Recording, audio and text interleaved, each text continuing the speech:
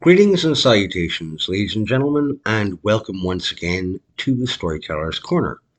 I'm your host, Joshua T. Calkins-Treworgy, also known many places online as Byron Insidious. Today, I'm going to be looking at doing a review. Now, unlike the reviews that I've done in the past, this is not a review of a book or a short story or a novella. And it is a review that I had in mind to do the moment that I heard that this film was going to be hitting theaters. I remember at the time thinking, okay, this is quite possibly going to be a hilarious little romp, particularly given the advertising, the marketing, the trailers that were released for this film. And it was highly anticipated. It was a commercial box office smash hit, one of the very few films to come out in the year 2023 that actually saw its studio making a pretty sizable profit. And it is a film that I imagine folks who are familiar with me and my work would not expect me to have actually been looking forward to watching and providing a literary critique slash analysis for. Ladies and gentlemen, the film in question is Greta Gerwig and Noah Baumbach's 2023 Barbie. Now, because I knew that this movie was going to be very popular and that a lot of people were going to end up covering it, reviewing it, talking about it, I uh, tried as much as possible to keep myself from listening to any in-depth reviews or analysis of the film for as long as possible, until after I had seen the movie for myself. And since I had no intention of going and sprugging out money at a theater to see the film, which, I don't get out to see movies at the theater very often. I've got 4 children at home, I've got a full-time job, I've got things to take care of around this house, my own pursuits as a storyteller. So I don't frequently get to the cinema. And if and when I do get the opportunity to, I am more than likely going to go see something that I'm dying to go see, and more than likely something that is either fantasy, science fiction, or horror, since I am a genre fiction wonk, and those tend to be the kinds of stories that I am most interested in going and taking in, and being willing to part with my hard-earned money to go see in cinema. Again, like I said, I tried very hard not to be influenced by outside perspectives and opinions of the film ahead of time. But I did ask a handful of folks what their impressions were who had seen the movie. And because these things are unavoidable given the kind of material I watch on YouTube and listen to on podcasts, I heard a few bits and pieces here and there and got some basic impressions of what people thought of the film, including having heard that Ben Shapiro of the Daily Wire, who is the fast-talking firebrand at Daily Wire, he had quite the visceral reaction to the film, as one may have expected. But after watching the movie over the course of several days, I only watched the movie in the little bit of time before when I get to work. I usually get there with about half an hour to 40 minutes to just chill, get settled in, prepare myself for the day ahead. And I've been using that time over the last few days to watch the movie, as well as my time on my lunch breaks to watch the movie and to take notes as I went along. And I had to pause the movie quite frequently to take notes. I went into this movie expecting I might only have maybe 4 or 5 pages in my little pocket notebook worth of notes to take for the film. That didn't turn out to be the case. I ended up filling half of a pocket notebook with notes about this movie. And that may seem excessive. Some folks might say, well, Josh, how could you possibly find that much to talk about with this popcorn fluff film? This pretty in pink cotton candy visual feast and spectacle for the eyes. Ladies and gentlemen, this movie is about more than what you see. It is not just fluff for the eyes. It is messaging, and it is ham-fisted in a way that very few other examples of cinematic subterfuge have been in a very long time. When I am done going through my notes, which is going to take up the bulk of this review or analysis, well, it's kind of a synopsis slash analysis, which is primarily what I saw from a lot of other reviews on YouTube. I will, before giving my summation, my final thoughts, go through and discuss my reaction to and thoughts on a handful of other examples of folks who reviewed this movie and my impressions of those reviews. Let us begin with the actual notations now, with the opening sequence of this film. Okay, now at this point I am, for the most part, reading directly from my notes, and I'll have some interspersed free-range thoughts as I go. The opening sequence. Okay, clever.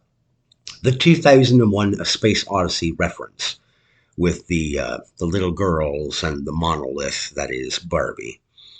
But while this is visually clever, let's take a moment to really analyze a few things.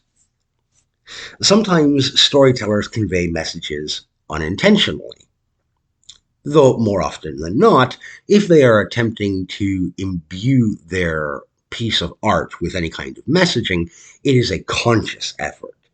And I think in the case of Gerwig's film here, we've got a lot of very conscious effort at messaging.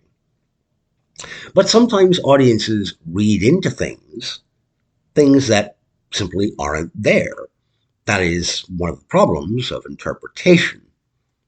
But seeing as this is my analysis, I want you, the listener slash watcher of this video, to keep in mind that what I observe henceforth are my inferences and interpretations, and I will give my rationale as I go along for why I imagine this is what I'm seeing.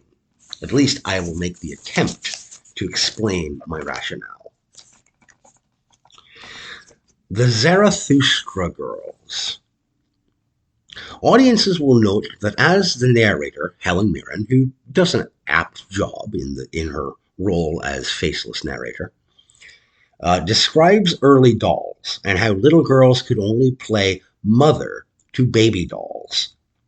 Her tone and the girls' expressions, as well as the color saturation and the view of the environment in which they are set, this sort of desolate scrubland, the drab, dreary lighting and color palette that is presented to us on screen, leaves one thinking that these girls are bored and desultory.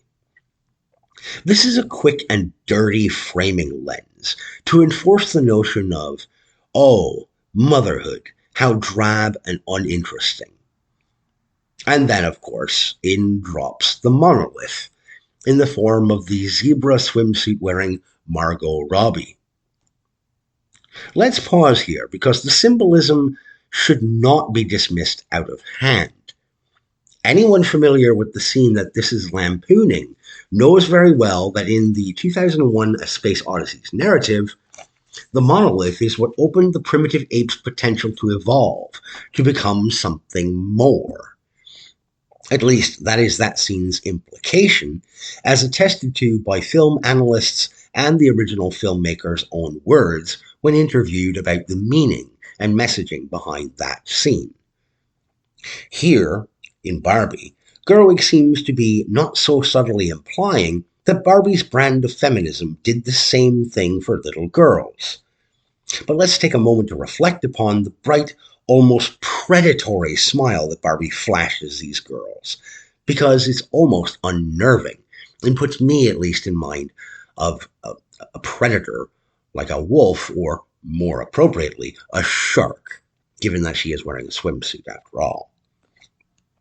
And when the girls feel the effects of this monolith, they don't just set aside the baby dolls.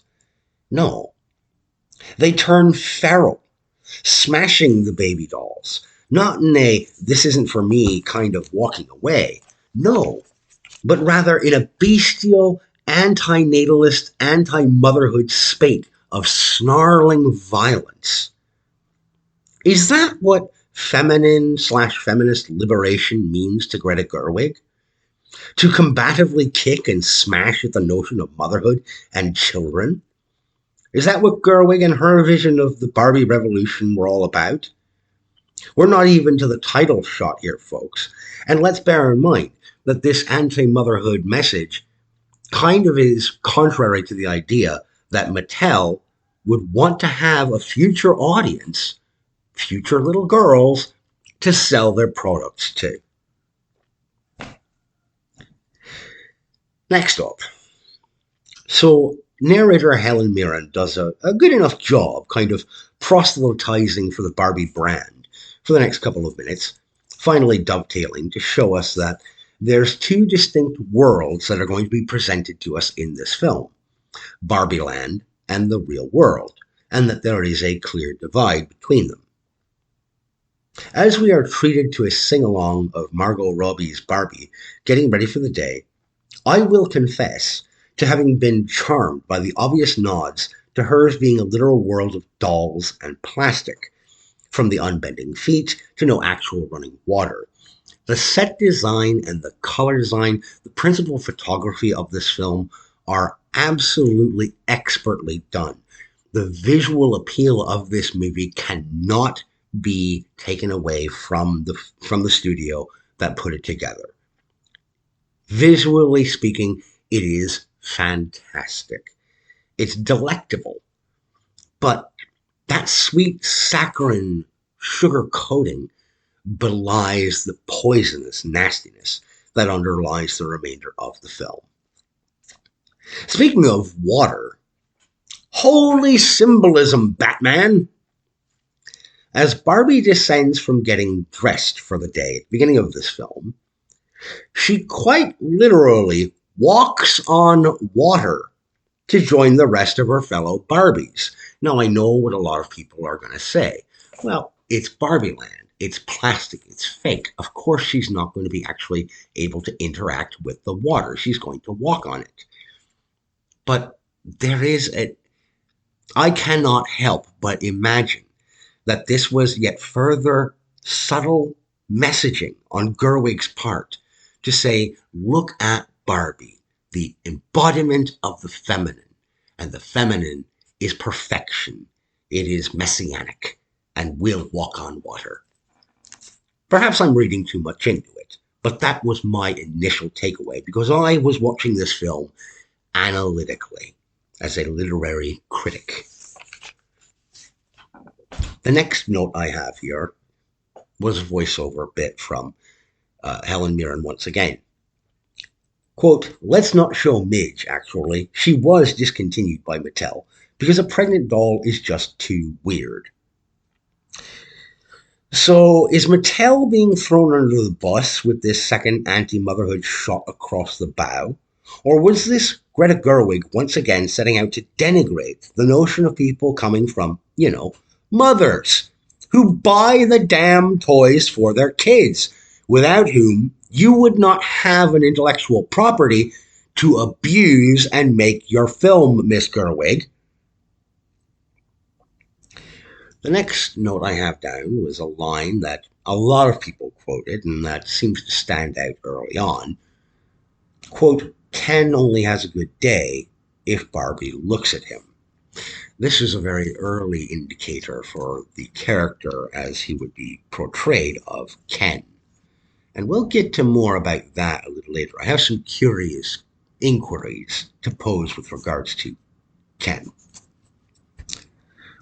As Ken Prime, and that's how I choose to refer to the primary Ken, Barbie's cohort, throughout this film, the main Ken in the movie, takes just a few steps onto the water at the beach, he is blasted back onto the beach in a over-the-top, twisting, tilt-a-whirling, thrown through the air motion, smashed by the waves. Whereas earlier, Barbie walked on water without getting wet. The conceits that we are supposed to accept as the primary mechanics of how these worlds operate seem to be getting tellingly manipulated here, but it does make a certain kind of sense. After all, this is Barbie Land, and these were frozen in motion waves. If there were little girls playing with this playset and had this environment, they might very well be expected to have Ken be thrown back by the waves, and they would twist and twirl him through the air as they are doing imagination play. But again, the symbolism is not lost on me. It could not be symbolism. It could be. But given the tendency throughout the remainder of the film for Gerwig to use not so subtle messaging, I'm not going to assume that she's incapable of subtle messaging, particularly given the remainder of her body of work and the fact that she is a Hollywood professional writer. That's not to say that she's a good one, though, or skilled. The next note that I have on deck here is the dance party right after the beach sequence. And by the way, before the dance party, Ken does ask what Barbie has planned for the evening, and she mentions that, oh, not much, I'm just having this amazing dance party, and everybody from Barbie Land is coming. If Ken is supposed to be her beau, her boyfriend, her primary, consistent, constant companion, how does he not already know that? If this is the way that every day goes, why doesn't he know that? I suppose we could look to the later line that is delivered by Weird Barbie that Mattel makes the rules, but we're going to bring that into question as well. It should be lost on nobody that while every Barbie in the dance party scene has a quite unique outfit and overall look, all of the Kens are sporting these uniform white tracksuits, discounting Alan because, well, there's only one Alan in the film. And even though Helen Mirren says there are no duplicates of Alan, he himself later on contradicts that line by pointing out that Alans that were in Barbie Land previously escaped the hellscape of their existence into the real world, and that the members of NSYNC are in fact a collection of Alans. But this inconsistency, this hypocrisy, this going back on previously established mechanics is a problem that Gerwig struggles with throughout the remainder of the film and the narrative as presented. She doesn't seem to really give a damn about maintaining a world building going forward. It's all about the message. Are we to infer that this is the Barbie worldview, that this is the Mattel worldview, that all Ken/men are the same, easily plugged into one another's spots, regardless of anything that might make them unique individual persons? Now, in this scene, Margot Robbie's Barbie, who is stereotypical Barbie, although we haven't gotten to that point yet. She hasn't named herself as stereotypical Barbie. But she says, do you guys ever think about dying? And there's this record scratch, and all dancing, all motion, all sound comes to a screeching halt. The delivery, the abruptness of this moment was actually carried off and executed beautifully. Again, I cannot take away from this moment how superbly it was done. And after Barbie recovers by saying, I meant I'm dying to keep dancing, the music gets going and everybody goes, oh, okay, this was just a weird moment, a bad, poor choice of words. Margot Robbie, on screen, beautifully emotes her confusion and distress.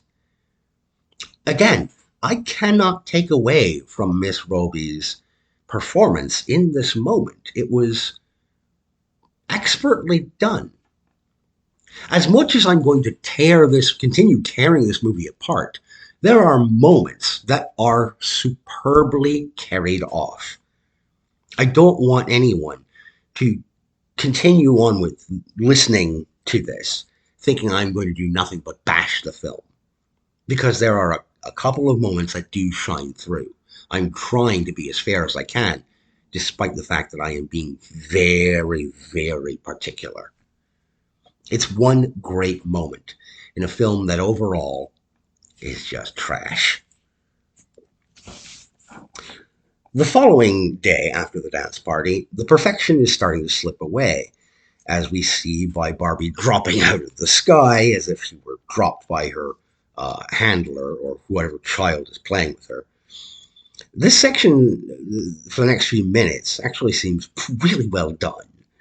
The matching music and lyrics of the unseen singer observing these strange bits of oddment is well executed. We're a good 12 to 15 minutes into the movie before Margot Robbie, whilst in the company of several other Barbies, mentions that she is stereotypical Barbie, while she rattles off these symptoms of her imperfection, much to the horror and chagrin of her fellow Barbies. And the other Barbies acknowledge that there's a self-awareness, that they are dolls. And they mention Weird Barbie and the fact that she became weird because of how she was played with. They acknowledge that how they are played with affects their reality and their world in Barbie Land. They worry that stereotypical Barbie has a defect, or that something has happened with the girl who in the real world is playing with her. And so they recommend that she goes to see Weird Barbie to ask some questions and perhaps get some answers. Again, laying into the conceit that what happens in the real world and how these dolls are interacted with and played with has an effect on their personality and their existence in Barbie Land. And again, we'll come back to that conceit several times. Again, after that, there was a brief line as Barbie's going up to meet with and talk to Weird Barbie, a line that I actually thought was kind of clever. She says out loud, "I'd never wear heels if my feet were shaped like this," which is a cute nod to the fact that women will oftentimes wear articles of clothing and shoes and accessories that they don't actually enjoy and aren't actually comfortable, but they do them. They put these articles of clothing on. They wear these shoes not for the functionality, but for the style, for the aesthetic alone. Why would they do this? And we'll get to that again. We know that women actually do wear these things, even if they don't like them. Next point I've got here. Partway into Weird Barbie's explanation that the girl playing with Margot Robbie's Barbie is affecting her, stereotypical Barbie reacts as if this is a new concept. But the other Barbies that she had been talking to about her building imperfections, they already mentioned that rough play is why Weird Barbie is weird, that's why she is the way she is. Also, moments later, Margot Robbie says, I thought we fixed it all for the girls in the real world. This is a glaring world building inconsistency. How much do they actually know about the real world? How much do they individually understand or grasp the connection between the real world and Barbie Land? Because this conceit never seems to get nailed down, and whether that is done in order to allow for playfulness or whether it's done to allow for, once again, the messaging that is so ham fistedly delivered throughout the film, one can be left wondering. But given context with the remainder of the movie and the narrative as it is portrayed and the dialogue as it is written, makes it fairly easy to tell why this inconsistency is there. It's done to serve the messaging point, and it is sloppy writing. It is terrible world building technique. I can tell you this as someone who works in fantasy and science fiction, that when you attempt to establish a broad worldwide world influencing mechanic, a conceit of mechanics that is supposed to be universal and consistent, and then you play with it without explanation, that's terrible writing. That's amateur hour at best. And Greta Gerwig does this constantly.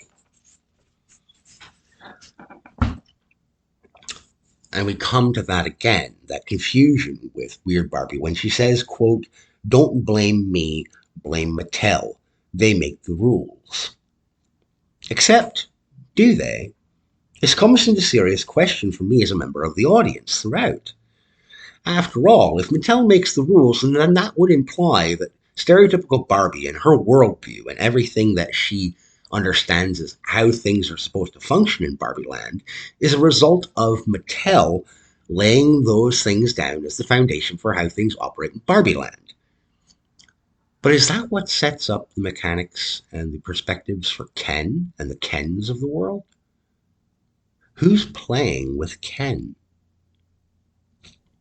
That question never comes up. We know, as members of the audience, that the conceit is that, at this point, how little girls play with their Barbies influences how those Barbies live their lives and their personality matrices, as well as Mattel setting up the background for these Barbies and how they will portray themselves to one another throughout. So who is the primary influence for these Kens? If a little girl who plays with a Ken doll, for instance, Ken Prime, then wouldn't it make sense that some manner in which the girls are playing with these Kens, or Ken Prime, influences the basis for how he views the world and why he is such a simpering jackass, willing to do and say anything just to catch Barbie's attention? It's because that's what these little girls apparently expect of Ken, as laid out by the foundation of either Mattel or by their very nature. This is never clarified. It's rarely touched upon. And despite my going later on and listening to several reviews of better known individuals on YouTube and trying to look through and read several newspaper analyses and critical reviews of the film, I never once saw anybody bringing up this question. Who's playing with the Ken dolls? And why doesn't that ever seem to affect things? If we are to blame certain oddments of personality and physicality of Barbies, such as Weird Barbie, if we are to blame that on rough play from the girls in the real world, shouldn't we then ascribe some of the responsibility for the way that the Kens act to those little girls as well? Or is that not to be considered a factor? Back to the notes. The transition sequence from Barbie Land to the real world was pure, unadulterated campiness and kitsch, which was kind of cute, I'll admit, and visually was quite the spectacle. But it felt a little like an advertising reel for Barbie and Ken playsets, the way that it was filmed in profile slide. This came across to me, at least, as kind of gross. It felt like Mattel was giving notes to the production or to Greta Gerwig and Noah Baumbach as they were writing the script to say, hey, if you're going to poke fun at our products, that we're giving you a license to write a story, to write a film using our intellectual property. We want to use the opportunity to do our own little bit of um, inserted advertising, as it were. The sort of advertising where it's not blatant that it's a commercial, but you're left with the feeling that you're watching a commercial. And we actually do get a couple of commercials throughout the film, but those later ones seem to be more satirical and poking fun at the narrative itself and its effect on the world around it in which it's involved. We'll come to that later. What is perhaps most glaring and annoying in this point in the film comes as Barbie and her Ken Prime, approach the construction crew in the real world, Venice Beach, where stereotypical Barbie is actually the least stereotypical character on screen as displayed. After a spate of clumsy double entendres from a gaggle of scruffy construction dudes, by the way, who would risk talking like that in modern times, in the current world? Nobody, for fear of a lawsuit or being called out on YouTube. Stereotypical Barbie shows a keen observation of their entendres and proceeds to inform these men, who she assumed would be women. Again, how does she know some stuff about the real world, but not other stuff, like gender job role norms? She informs these men that she has no vagina, that she and Ken have no genitalia. Next point, in Ken's mugshot, he is listed as "and Ken," which is sort of clever because when you think of Ken, classically it's Barbie and Ken. He is an accessory, not his own person. 40 minutes into the film, we come to the what I call or dub the osmosis/reaching out scene. This sequence is, for me, sort of a 50-50. And I have to say, it's kind of a damn shame.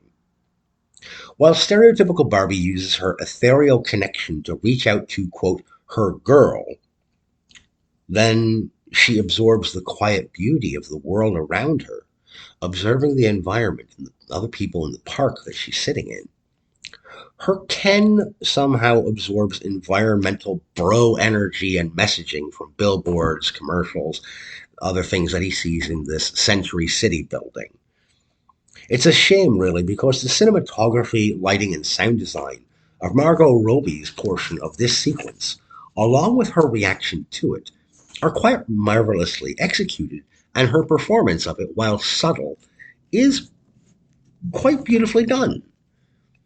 But then Ken's portion and his reaction completely blows out that beauty with Ken's friggin' brogasm. My next point. The conceit deepens. Mattel is contacted by an FBI agent who, apparently, the authorities are aware of this quasi-mystical connection between Mattel's Barbie Land and the real world. This stretches the whole suspension of disbelief thing pretty hard, even for me. And I read a lot of books about elves and dwarves and dragons and wraiths and ghosts. So for me to have my suspension of disbelief challenged, that takes quite a bit. Um, Another small note I made shortly after this was that Mattel's office workers, the men, all wear the same outfits, the same slacks and vest and long sleeve shirt, much like the Kens at the Barbie dance party. Are we seeing a similarity in theme here? The men are portrayed as interchangeable. They're not individuals, they're not real people. Even in the real world, the men are reduced to carbon copies of one another. My next note. A quick fact check puts the lie to the film's portrayal of Mattel's board of directors as all male. Per USA Today from August 9th, 2023. The board at that time of Mattel consisted of 6 men and 5 women. Again, why do this, Miss Gerwig? I think it's her attempt to message that the corporate world is male dominated, that it is chauvinist, that it keeps women suppressed and down and under thumb under the glass ceiling. But that's not the actual truth of Mattel. So why would they sign off on this? I don't imagine they would, unless they thought of it as a joke, or in the event Gerwig insisted that in order to proceed with the messaging of her film, the board had to be all men. Though I will say I like the fact that the boardroom's made large table is in the shape of a heart. Kind of kitsch. The Mean Girl scene, where we are introduced to Sasha, the agitated little teenage girl who ostensibly was stereotypical Barbie's girl. For a little over a minute, Sasha, the girl to whom this particular Barbie doll is connected, rails against Barbie and all that modern feminism projects onto the Barbie of old. She rejects entirely the idea of childhood playthings, assuming that Margot Robbie's Barbie is just some maniac. But she rejects the notion of agency or empowerment that the doll, purportedly promoted once upon a time. Her third wave feminist screed, delivered by a barely pubescent girl, is delivered by the perfect avatar of such petulance, a child who thinks themselves worldly and wise. Ending her rampage by calling Margot Robbie's stereotypical Barbie a fascist, that's just the cherry on top. And I suspect it lets us see Greta Gerwig's true feelings toward the Barbie line of products. Now, the board of Mattel prove out later on to, in the chase sequence, to be a collection of clumsy, blundering idiots, of course. And their solution to dealing with the Barbie who has escaped into the real world is to put her in a box. To put Barbie, the concept, the idea of stereotypical Barbie, in a box where she will not be in the way, where she can be handled and dealt with. Again, this is ham-fisted messaging, if ever there was ham to be fisted.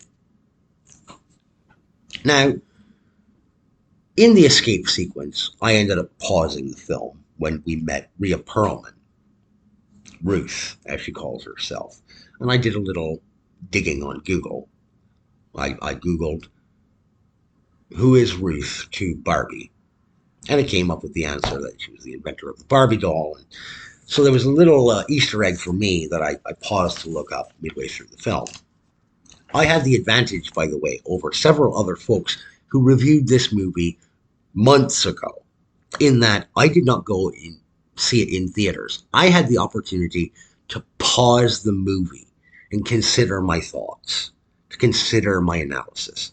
And that is something that I will say perhaps lends me a slightly unfair advantage over the other folks who jumped immediately into the theater or rented it when it first came out available on digital or streaming or on disc and purchased or rented the movie to view it so that they could review it. I will admit that I have the advantage of having a pause function available to me. And perhaps that grants me a little bit more leeway in terms of looking for these sorts of things. But I made that conscious choice to wait, to bide my time. So while I do understand that perhaps that could be viewed as unfair when comparing my analysis to those who saw the film and reacted to it immediately, that was their choice. I chose to wait. So I'm not going to feel bad for them. Back to my notes. We cut to Sasha and her mom, played by America Ferrera, swooping in as Barbie's getaway vehicle, and the reveal that the mom was actually the one who started playing with the stereotypical Barbie doll and drawing pictures to match her to try and rekindle memories of playing dolls with her daughter. The thoughts of death, anxiety, cellulite terror, they came from the mom, who was playing with the doll. Margot Robbie was responding to the mother's melancholy. And as one might expect, Sasha and Mom and Barbie seem to have no qualms about leaving dear old Dad, Ferrera's husband slash Sasha's dad, behind in the real world while they go with no explanation, no message, no nothing. They cut to him momentarily being a doofus to go jaunting off to Barbie Land. His wife and daughter, his minor daughter, go missing. Later on, there's no response to this. They don't bother to check in and say, hey, we're going to be gone for a little bit. We're going on this little adventure. We got some errands to run. Not even the bare minimum of an excuse phone call is made. Why? Because the female characters here, America Ferrera and Sasha, they don't care about his potential terror at his family going missing. They dismiss entirely the father figure and his concerns or needs. Greta Gerwig's showing her hand so clearly, so blatantly, that it is easy to allow for people who are labeled right-wing grifters or uber-conservatives to tear this movie apart. Quite frankly, Miss Gerwig, you're making it too easy for them. Because even I, who wanted to give initially at least some benefit of the doubt that this movie was not a flailing feminist screed, I wanted to give it the opportunity to breathe and present itself as not that. But by this point, I have very few options but to determine that it is exactly that, and that you are a terrible writer with no concept of how to properly utilize mechanical conceits in a semi-fantastical setting. You're a terrible writer. Another bit of messaging comes through as Barbie talks to America Ferrera and her daughter character on their way back to Barbie Land. She says, quote, "That's because Ken is totally superfluous." Again, the messaging could not be clearer. The return to Barbie Land, now dominated by Ken. The whole conceit of the film, as previously set up, is unraveling. And despite Will Ferrell's cutaway pseudo-explanations, or exposition, it just doesn't hold up. The flip from real world influencing Barbie Land makes a certain sense as set up at the movie's start, but now having what happens in Kenland / Kendom affect the real world, that's a reversal of the mechanic as it was originally presented without any real narrative justification. Why the sudden reversal of influence? We aren't told. There's no reason for this to happen. If you're going to establish a world-building mechanic and then suddenly invert it or change it, as I mentioned earlier, you need to offer at least a minimal explanation as to why. This is just terrible writing. Even as Ken explains how he ensorcelled the Barbies with, quote, patriarchy, which, by the way, we could have simply called masculinity. But no, we decided Gerwig and her cuck husband. I hate using that word, by the way. I don't like using the term cuck, but here it fucking fits, all right? Gerwig and her cuck husband decided instead of going for any amount of subtlety, instead of calling it masculinity, to go straight for the worst version of masculinity, as dubbed by them, patriarchy. Even as Ken explains how he ensorcelled the Barbies with patriarchy, I find myself screaming inside. The whole mechanical conceit that Gerwig and Baumbach set up in the early running of the film has been completely zeroed out. The kids who play with the dolls are supposed to be their influences. This has been scrapped, it would appear, to serve a wholesale men bad message, one that America Ferrera illustrates perfectly when she compares patriarchal theory, masculinity, which they dub patriarchy, to, quote, the indigenous people and smallpox. They had no defenses against it. She is literally comparing male-led social theorem to a disease. There's almost a moment of reprieve when Ken remarks, out there, I was somebody. All it took was a couple of people approaching and talking to him as if he was an individual, a person worthy of notice and existence, and not just Barbie's, quote, superfluous accessory, and Ken, for him to suddenly feel like he should be worth something.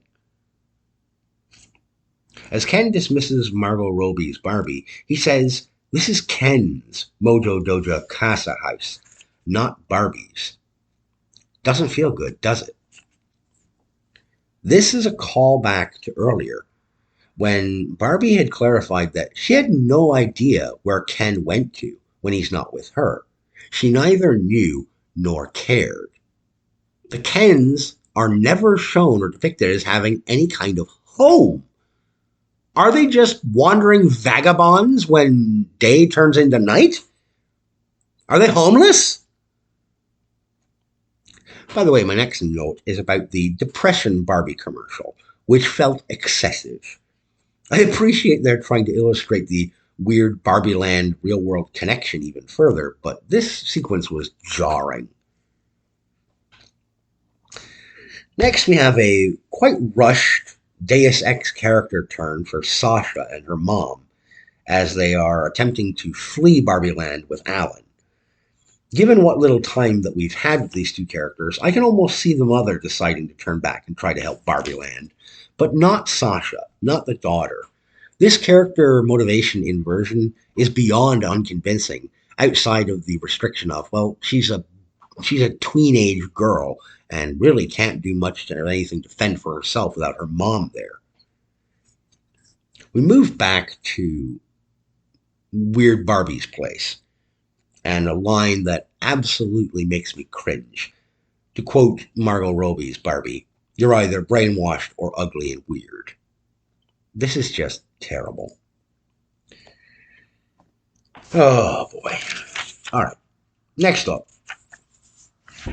Helen Mirren's fourth wall break was interesting, I guess. When she says, Margot Robbie is the wrong person to cast to make this point when Barbie says that she doesn't feel pretty. But this actually just further exasperates the whole point that I made earlier about the dynamics of this narrative being A, self-contradictory, B, completely ham-fisted, and C, utterly inconsistent. The next line pairing of dialogue that was infuriating was this pairing. Barbie, quote, I'm not good enough to be anything, followed by America Ferrera saying, in an exasperated sigh, it is literally impossible to be a woman. My response was, no. This is saccharine, self-pitying, victim-signaling bullshit. And it should be lost on nobody that during Ferrera's little follow-up tirade, she clearly separates being a mom from having a career. The line about, you have to answer for men's bad behavior, that's just pure gaslighting the entire male sex. This is what makes it easy for folks like Ben Shapiro and Matt Walsh, who we'll get to him later. It's what makes it easy for them to tear this bit of cinematic flotsam to absolute pieces. It's so heavy-handed that it brings even me to a screeching halt. And oh, what a shocker. The magical power of America Ferrera's uber-power girl boss third-wave feminist gripe fest, quote, breaks the other Barbies nearby who hear it, free of the hypnotic power of Ken's patriarchy. This couldn't be more on the nose if it was a nostril. My next note, the whole rescue montage was an insufferable snarkfest of lecturing along the lines of men bad, also men bad. Any thin veneer of actual narrative at this point is completely gone. And let's not overlook the fact that for all of America Ferrera's recent talk about how women have to be thin but not too thin, the third Barbie who they rescued in this sequence was a plus-sized Barbie who had a Ken she was staying with and who was her partner. Perhaps most damning of all in this brief window of time is the inadvertent slip, I suspect, that Gerwig and her co-writer commit when they were going over the battle plan for the Barbies. The Barbies were relying on deception and subterfuge, on ambush and sabotage. They are not only relying on being duplicitous, but also on the whole collective of these women, albeit doll women, who are being influenced by the real world, to all uniformly cooperate? When has that ever happened in real life? Next note. During America Ferrera and Barbie having a girl moment together as they prepare. Quote, he took your house, he brainwashed your friends, he wants to take over the government. Okay, Miss Ferrera. But before, as I recently brought up, he had no home. And Barbie neither knew nor cared where he went at night. Prior to his revolution, per Weird Barbie, quote, Mattel makes the rules, meaning all of Barbie Land was already brainwashed. They already had their programming. Prior to his revolution, the Kens had no representation in the government of Barbie Land, as we saw earlier. My next note was actually kind of a positive one. Actually, this line got a laugh from me, I'll confess. Ken says, I'll play the guitar at you. Not for you, at you. It's actually a rather clever line, and it feels a shame that it was used as a kind of a throwaway scrap of dialogue, because we've all seen or met or heard of these kinds of guys, the faux sensitive or artistic or musical type, whose primary aim for learning their art is to try and gain sexual access.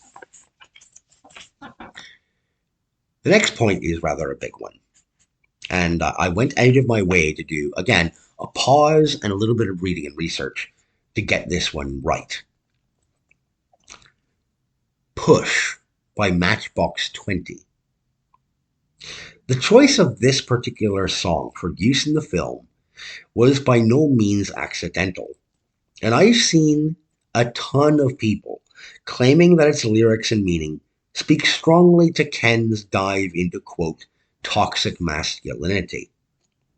But like so many postmodern feminists, these critics and fans of the film utterly fail at the task of doing a little bit of simple research and digging around for clarification.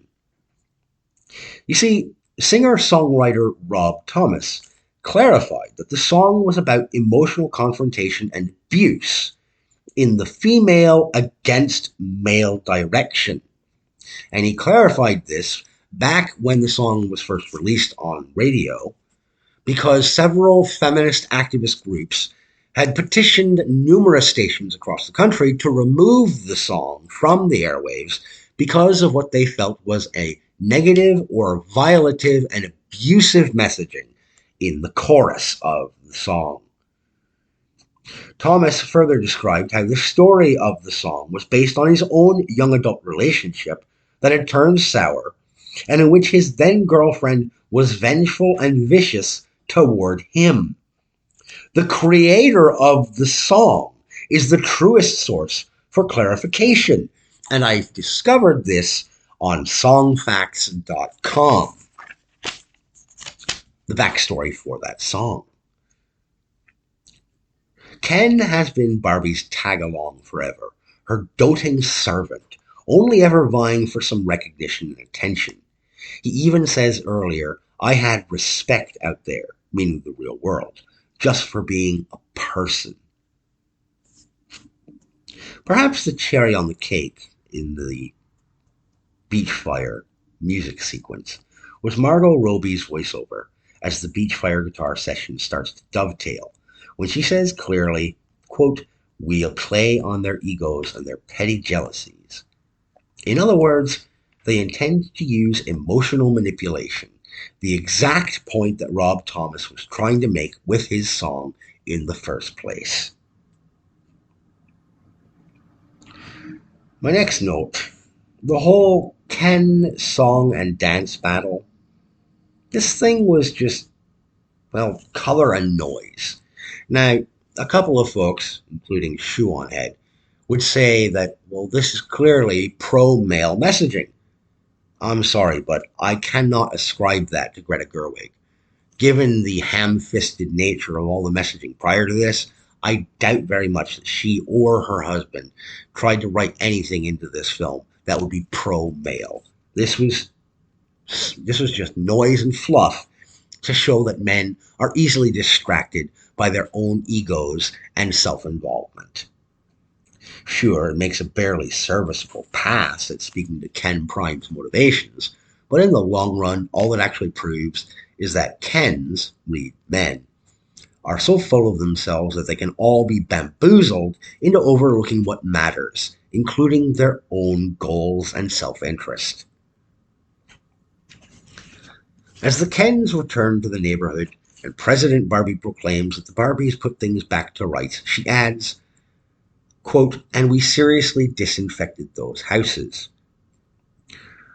Once again, Greta Gerwig, and possibly her husband, though I doubt it, completely abandon or contradict the conceit and concept of this being a world full of dolls in a play world in order to peg men as gross and filthy and incapable of maintaining cleanliness of a home environment. For God's sakes, throughout the movie, there's no running water. When the guys are drinking their quote-unquote drinking their brewski beers, no actual alcohol comes out of those bottles. They have no genitals and thus have no bodily functions. So why would they need to disinfect anything?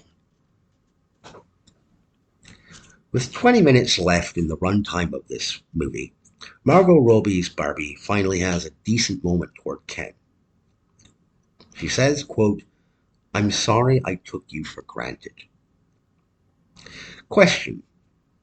Will America Ferrera's character have any similar sentiments toward her husband when she and their child get back to the real world? And there's another moment that one of the Kens says to President Barbie, can the Kens have at least one Supreme Court justice? And the response is, well, we can't do that, but maybe a lower court position. And Helen Mirren comes in and says, well, the Kens have to start somewhere. This is just arrogant jackassery. It is the Barbie equivalent of the glass ceiling that feminists have railed against for decades, being put back in place. Then Ruth Handler, Rhea Perlman, reappears once again, saying, quote, I am Mattel, until the IRS caught up with me, but that's another movie. Again, with a fourth wall break / wink and nod. Folks, this only works. Fourth wall breaks only work if they're interesting or actually funny. The little heart-to-heart between Ruth and Margot Robbie would be a lot more engaging if Ruth hadn't said, you saved Barbie Land from patriarchy, as if it had been an actual deeply real threat. But then less than 2 minutes later, she effectively dismisses patriarchy as, quote, just an idea that helps some humans deal with being uncomfortable with being human. My next note. The drop-off after Barbie accepts the choice of becoming human. This transition was okay right up until Sasha, the teenage girl, just had to deliver the line, that's appropriation, Dad. How much woke ideology can you cram into what should be this movie's denouement? And in the end, by the way, what makes Barbie a quote real woman? The line, I'm here to see my gynecologist. Because despite all the pro feminist bullshit throughout this movie, it ends on the notion that what makes a woman is having a vagina. I could not roll my eyes harder if they were marbles in my skull. And that's the end of my handwritten notes. Now, as I had said earlier, I looked for, after watching the movie, before deciding I was going to do the review, I wanted to make sure that I had something that might actually be unique or new or offer some kind of perspective or look at things that wasn't already prevalent and all over the place. I don't want to just pollute the internet with more noise if it's not necessary. And in that vein, I went to YouTube and looked around and went to various newspaper op-eds and arts and entertainment sections to look through critical reviews of the film to see what I could see. First off, Matt Walsh. Walsh's take on the movie is actually pretty easy to dismiss out of hand, since he admits up front that he didn't actually watch the film in stealth.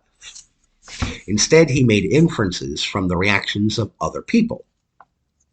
Now, this is something that plenty of folks will rely upon to determine if something will be a waste of their own time. I'm not necessarily opposed to that. That's fine. But where I take issue is with Matt Walsh's false equivalency. He says in his review video, quote review, I don't need to be shot to know that I'm not going to like it. I don't need to jump into a volcano to know it's going to get hot and uncomfortable and burny. Dude, it's a movie, okay? I would at least respect your take if you had at least tried to watch the film and quickly said, nope, I'm out. Can't deal with it. As it is, kinda don't care about your take on it, Mr. Walsh. The next review that I turned to was from a user by the name of Broe Deschanel. Cute. A whole play on the whole Zoe Deschanel thing. Her take was almost as insufferable as Matt Walsh's, but for different reasons. Namely, the fact that she quickly tries to undercut the film's naysayers, particularly the male naysayers, by saying, quote, these right-wing grifters don't get it, but then again, sometimes you have to spoon-feed the point to the boys. In other words, she engages in the exact same said, who cares what the men think, and ew, men dumb, that critics were pointing out the film engaged in so blatantly. So I'm sorry, but you're shooting yourself in the foot, and you're kind of proving those critics' point. As for Shoe on Head, her take early on in her video grumbles quite a bit about the, quote, pink hell world that is Barbie land, where every day is the same and everything is fake and plastic. Well, duh. That's initially the whole conceit of the concept of the movie, Shoe. I will say that Shoe's synopsis was pretty good, though there was no actual analysis, not even until you get about to the 14-minute mark of her review. And by the time that she did try to do even a spot of analysis, it was surface level analysis at best, and relied largely on her simply asserting and insisting that her takeaway from a small handful of moments were obvious, proclaiming obviously with emphasis, but giving no citation or explanation as to why she thought certain elements were obvious.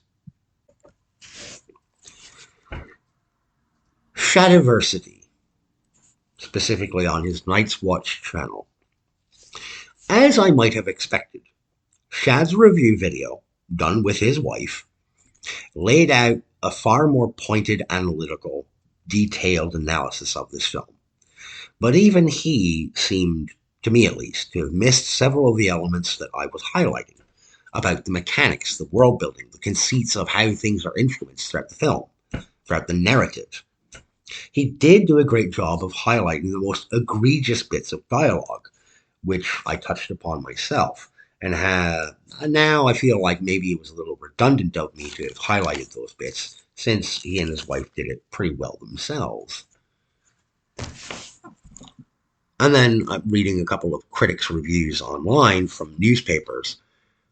Most of them also seem to utterly miss the point that the mechanics, the conceits set out early on in the film, do not have consistent application. That while the film is visibly and audibly a stunning piece of movie work, it completely falls on its face as a narrative and as entertainment. It's grueling, it's preachy, and it's annoying, and it's obvious. Now, I have no qualms with subtle messaging. I have no qualms with a film or a story that has an obvious message if it's carried off well, if it's done in such a way as to actually be engaging. And again, what I did not find in any of the other reviews was anyone asking the question if the girls who play with the Barbies affect and influence their perspective and outlook on the world and their physicality, like Weird Barbie always being in the splits and having the weird chopped hair, then who was playing with the Kens, and especially Ken Prime, to influence his perspective and his views? Because that's never addressed. The same kids, the same girls who play with the Barbies are the ones playing with the Kens. Are we to infer from this that the little girls then, that they have this view of boys naturally? That Kens are dumb and replaceable? That they are quite literally like toy soldiers, a dime a dozen? Let's not forget to take a moment to consider that as well. That as far as toys go, you can get a bucket of toy soldiers for a couple of bucks, quite literally, a dime a dozen. These men who are armed and ready to go to war. But a Barbie will cost you dearly. How's that for an economic message? Anyway, that's what I've got for you for now, ladies and gentlemen. I I recognize that I was grumbling quite a bit, and I realize I've grumbled on at good length. But this is what we have with this movie. We have a tired, ham-fisted, hateful, end-to-end screed that at no point finds itself capable of being well constructed as a narrative. As a narrative, as a movie, as a story, the only thing that this movie does is serve to hand off to its audience a message, or a bit of messaging and ideology, one that was not implied in any way, shape, or form by the trailers and advertising and marketing that came out ahead of it. That in and of itself strikes me as rather duplicitous and underhanded, much like the Barbies themselves at the end of the film to get their Barbie land back. Ladies and gentlemen, I'd like to thank you for tuning in. Thank you for listening. I ask that you take care of yourselves, and as always, keep reading.